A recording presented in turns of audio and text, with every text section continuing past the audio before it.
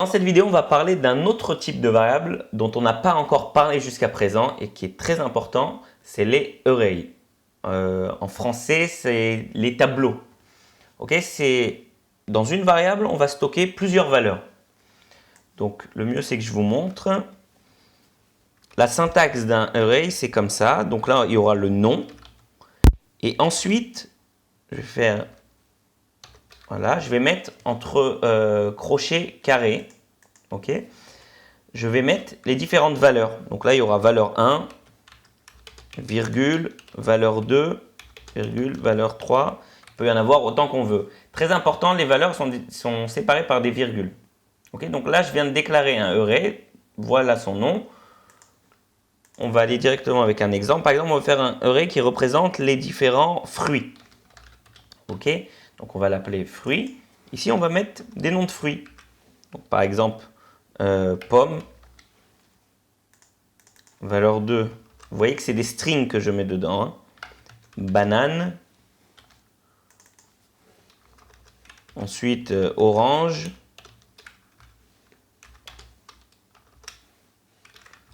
Citron. Voilà par exemple. On va diminuer un peu la taille d'écriture. Donc là, j'ai créé un array qui s'appelle fruits et dans laquelle j'ai mis des noms de fruits. Pomme, banane, orange, citron. Donc, les arrays, ils ont plusieurs propriétés. Comme on avait vu pour les strings, on peut utiliser la propriété length qui permet de savoir la taille du array. Donc, par exemple, si j'écris console log, donc fruits length, voilà. Donc là, il va m'imprimer à l'écran la taille du array, c'est-à-dire 4. Vous voyez bien qu'il y a 4 valeurs dans mon array. Maintenant, comment je fais pour accéder à un élément du array? C'est encore avec des crochets carrés. C'est en disant fruits, par exemple, à la place 0. Et vous voyez que là, il m'a écrit juste pomme. Juste pour revenir dessus, si j'avais fait console log fruits, c'est-à-dire directement du array, il m'aurait écrit tout le array. Pomme, banane, orange, citron, entre crochets carrés. Et si je veux, par exemple, juste une des valeurs du array, donc je dois donner son index et il me l'imprime. Donc ce qui est très important de savoir, c'est que l'index commence toujours à 0. C'est-à-dire que ça, la première valeur, c'est 0. Ensuite, c'est 1. Ensuite, c'est 2. Ensuite, c'est 3. Donc, c'est-à-dire quand il y a 4 valeurs, les différents éléments sont accessibles en disant 0, 1, 2 et 3. Le mieux, je vais vous montrer ça. On va faire une boucle avec un petit for. On va écrire var i égale 0. Donc ça, c'est la première partie du for. Ensuite, on va lui dire tant que i est inférieur à fruits length, c'est-à-dire à la longueur de fruits du array. Et là, tu fais i++.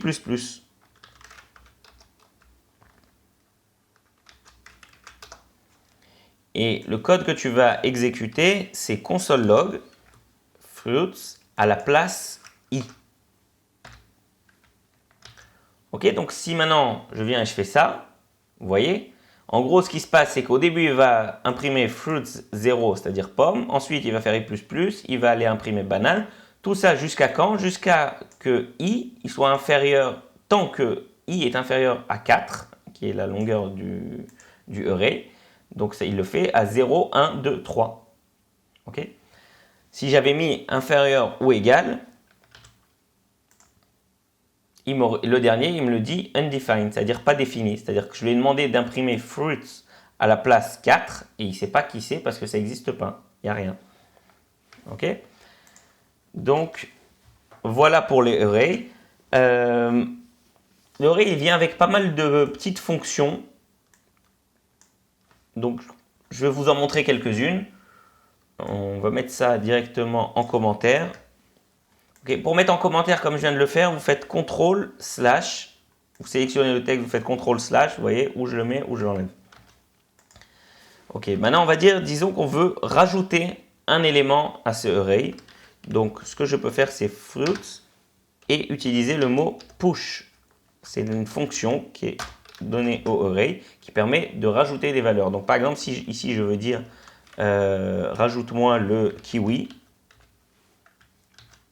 Ok, donc là, il va me rajouter au array qui s'appelle fruits un fruit qui s'appelle le kiwi.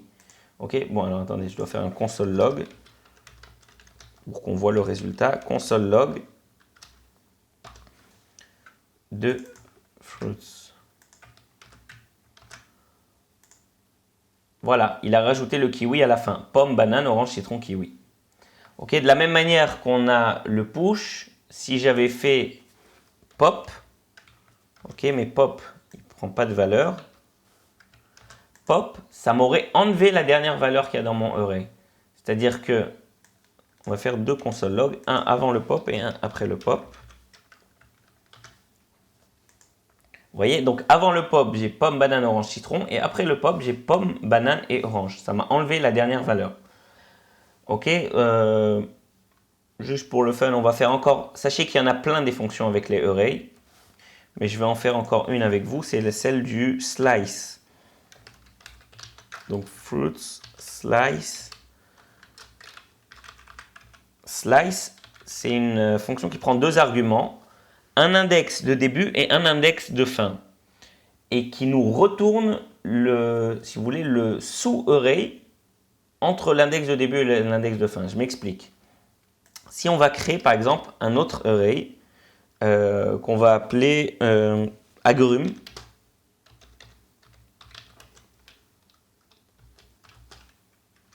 Et on va lui dire, agrumes ici, c'est orange et citron.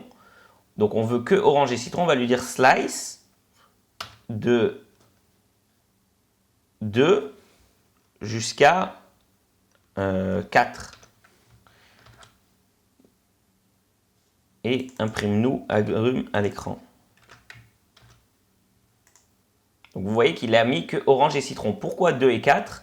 Parce que l'index 2, c'est orange, c'est-à-dire 0, 1, 2. Et le deuxième argument de la fonction slice, c'est l'index auquel il doit s'arrêter, mais non inclus. Donc là, l'index auquel il doit s'arrêter, c'est le 4. C'est-à-dire ça serait un autre, on va dire imaginons on rajoutait encore un autre fruit ici, comme kiwi. Et ben, il me met quand même orange citron, parce que l'index du fruit à la place 4, c'est le kiwi, mais c'est non inclus. C'est-à-dire qu'il va de 2 inclus à 4 non inclus. C'est-à-dire 0, 1, 2 et 3. Donc c'est 2 et 3, c'est orange et citron. Slice, il marche aussi avec seulement un argument, si j'avais voulu. Et ça m'enlève tout ce qu'il y a avant. C'est-à-dire, ici, il va commencer au 2 et il va me garder toute la suite. C'est-à-dire que il va m'enlever pomme et banane et il va me garder orange, citron et kiwi. Vous voyez, orange, citron et kiwi. Donc voilà pour la fonction slice. Qu'est-ce que je voulais dire sur les arrays? Ah, un array, là pour l'instant, j'ai mis à chaque fois des strings dedans. Sachez que ce n'est pas obligé d'être que des strings. C'est-à-dire que j'aurais très bien pu faire un array. Bon, on va l'appeler différemment. MyArray. J'aurais voulu mettre, par exemple, une pomme dedans, un chiffre, donc 15 par exemple. Ensuite, j'aimerais mettre, qu'est-ce qu'on connaît d'autre comme type de variable? Les booléennes, donc par exemple un true. Ensuite, je voudrais mettre donc un number string et boolean. Donc voilà.